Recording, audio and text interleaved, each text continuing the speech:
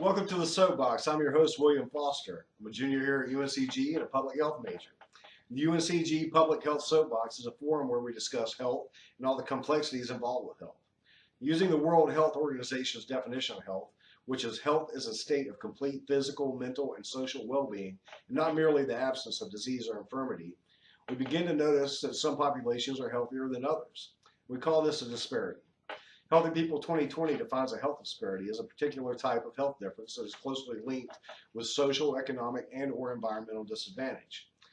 Health disparities adversely affect groups of people who have systematically experienced greater obstacles to health based on their racial or ethnic group, their religion, socioeconomic status, their gender, their age, their mental health, their cognitive, sensory, or physical disabilities, their sexual orientation or gender identity, geographic location, or other characteristics historically linked to discrimination or exclusion. Now, I've got some statistics here I'd like to read to you and see if you can guess what part of the world these are occurring in. Men have a life expectancy of 44 years. The infant mortality rate is 300% more than the U.S. average. Polio and tuberculosis are still present. Teenage suicide is 150 times higher than the U.S. average. Cervical cancer is 500 times higher than the U.S. average. The rate of diabetes is 800% higher than the U.S. average. The median income is $2,600 to $3,500 a year, and 97% live below the poverty line. Unemployment rates are 80% or higher. Many can't afford to heat their homes and use stoves or fires, and still elderly folks freeze to death every winter. 1/3 of the homes lack basic clean water and sewage. 40% of the homes go without electricity. 60% of homes have no telephone. 60% of homes are infested with potentially fatal black mold. And this is particularly important to our discussion today. It is estimated that an average of 17 people live in each home. These are homes that consist of 2 to 3 rooms. American Indians and Alaska Natives are the living embodiment of the definition from Healthy People 2020. And today I'd like to take a closer look at one particular disparity that American Indians and Native Alaskans face. But first, let's find out a little bit about this population. According to the census conducted in 2010, 5.2 million people in the U.S. identify as American Indian or Alaska Natives.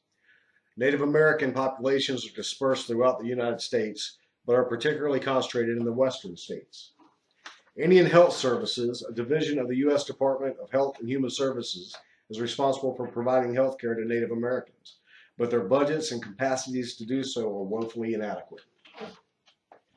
So, were you able to guess what part of the world I was speaking of when I listed off all those terrible statistics of health disparities? It wasn't Venezuela, it wasn't El Salvador or Haiti.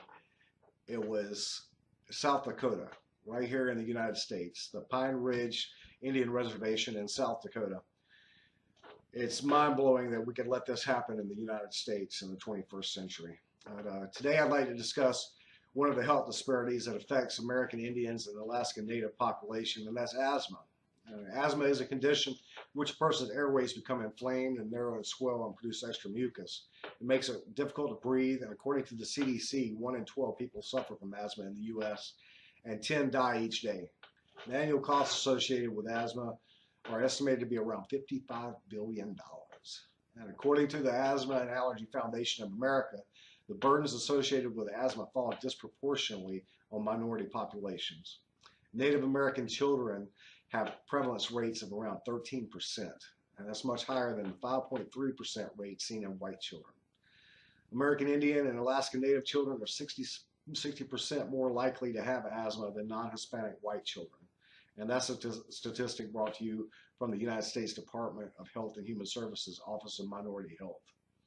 In a report entitled Culturally Competent Prevention and Control of Asthma for American Indians and Alaska Natives, is published by the UCLA Center for Health Policy and Research in 2003, the authors revealed that Native Indians and Alaska Natives have higher rates of hospitalization and death from asthma than the general U.S. population.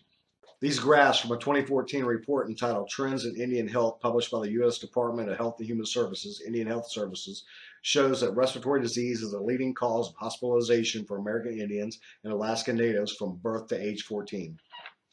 Socioeconomic statuses and housing conditions directly contribute to the asthma prevalence rates in American Indians and Alaskan Natives.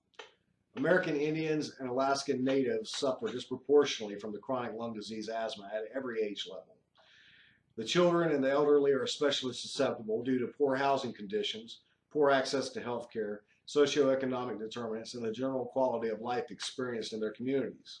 Now, these are the results of years of discrimination, neglect, and indifference by the policymakers in Washington, D.C., along with the general U.S. population, who have conveniently taken an out-of-sight, out-of-mind approach to the welfare of our first citizens. This is completely unacceptable. I think we all bear some responsibility for each other's health, no matter our racial or ethnic group, our religion, our statuses, genders, sexual identities, or geographic location. We are Americans, and we should act accordingly.